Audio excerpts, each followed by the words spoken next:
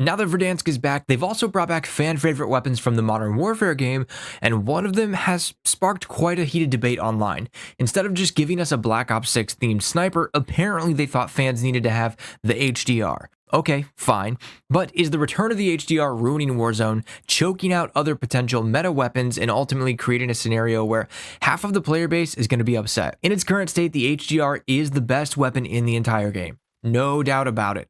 With an infinite one-shot range if you can land a headshot, extremely fast bullet velocity, good mobility, and relatively fast aim-down sight speeds. But that's only part of the problem because it's so strong in its current state, there's no reason to run any other weapon. Now, some people are going to argue and say, well, sniping takes skill, but with an effective range of 100 meters, meaning that the bullet velocity for the HDR is so fast, it's essentially hit scan and you don't have to lead your shot at all if they're inside 100 meters. So does it really take skill? I could argue the Kar98 actually requires a bit more skill when it comes to sniping because you have to lead your shots, and it has a one-shot headshot potential range of 86 meters. And that to me seems like a much more fair and balanced weapon. But I get it, the game is new, or well, new again, and they want the old guns to be fun and exciting to use. The problem is that there is essentially no counter to the HDR except, well, the HDR. In previous versions of Warzone, where we at least had a handful of long-range meta weapons that, while they didn't have the fastest time to kill, they had low recoil and plenty of ammo. So if you saw a sniper sitting on a head glitch, if your aim was decent, you could at least poke the enemy with some shots and do a decent amount of damage, causing their aim to flinch and possibly forcing them to back off and heal up if you cracked their armor. But now there are no weapons or DMR options that even come close to challenging the HDR at those medium to longer ranges. I'm sure we've all had moments where we're making a rotation to zone, doing a contract, or in the middle of a gunfight, and you just get picked off by a sniper sitting up on a hill somewhere off in the distance. In that situation, what are you supposed to do? What skill is there in having zero counterplay? You just get downed and you have to hope to win your gulag or get bought back by your teammates. Now, I get that sniping is part of the game, but again, the HDR in its current state plagues every single match with moments like this. Verdansk already has a massive problem with rooftop campers sniping, regardless of what the current meta is, but this encourages it so much more. Now, I have to admit, hitting shots with the HDR is incredibly satisfying and a ton of fun. I'm not saying we should just remove the gun or nerf it into the ground, but I think maybe just a small nerf, take the edge off so it doesn't stand out as the clear winner by as much, and add some counterplay options.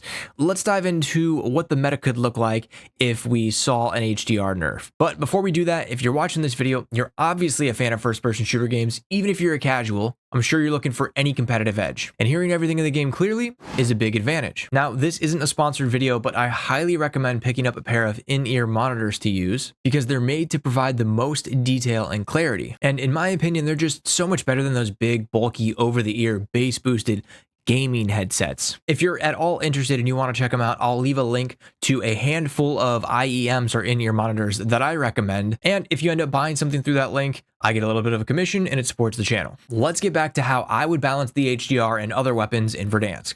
I think the very first thing they could do is bring back the original build that was used back in 2020. If you remember correctly, the only way to get a faster aim down sight time was to put a laser on the sniper. The catch was that your laser was visible to the enemies. So now if 6 snipers are aiming at you across the map, it's a little more obvious than just having to look around and hope that you see the sniper glint when they're aimed down sight, which for some reason isn't visible half the time. And the trade-off here is that if you're going to carry a one-shot weapon and you're going to aim at someone, you're going to give away your position at least a little bit, and I think that's a fair balance, especially in a game where you only get 1, maybe 2 lives. Next, they need to add a little bit more idle sway to the weapon when you aim down sight to actually force players to use the hold breath feature. Right now, unless the enemies are really far away, you can usually get away with not holding your breath. And lastly, because the sniper is so strong, it needs to have its movement nerfed a little.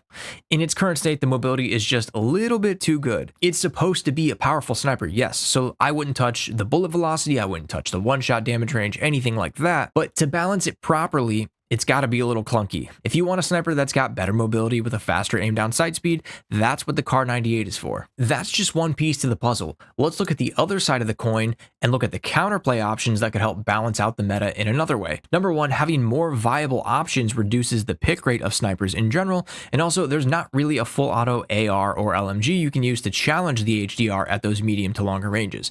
Right now, the main meta weapons for long range ARs are the Grau, the Kilo, and the AMAX, none of which have have a ton of recoil necessarily, but they have enough recoil that it's hard to really challenge a sniper outside of 30-40 meters, especially if you're a controller player. In the past, we've had options with basically zero recoil and large mag sizes like the M13 and then Brew and LMG. I'd also like to see a DMR type weapon creep back into the meta, not anything near as ridiculous as the Verdansk 84 DMR, but just something that has some range, some high risk, high reward, and isn't too hard to use. That can challenge a sniper at least up to 100 meters. Maybe there's a weapon like that and I just don't know about it, so if you're running a sleeper weapon build, drop it in the comments for us. But the point is that bringing more easy to use weapons into the mix definitely helps keep snipers in check. And if we look back at Verdansk 84 post DMR nerf, of course, I would say that to this day, that is still the best weapon meta we've ever had in Warzone. A handful of weapons in every category were good, and even if they didn't take the top 3 meta spot, they were still very viable. I'll just give you a brief list of the long range, full auto weapons that were in the mix 3 years ago. The Stoner, the AK, the AMAX, the Farah, the QBZ, the Krig, the Groza, the FFAR. Ooh, the FFAR. Man, that was a fun meta. The XM4 and the RPD.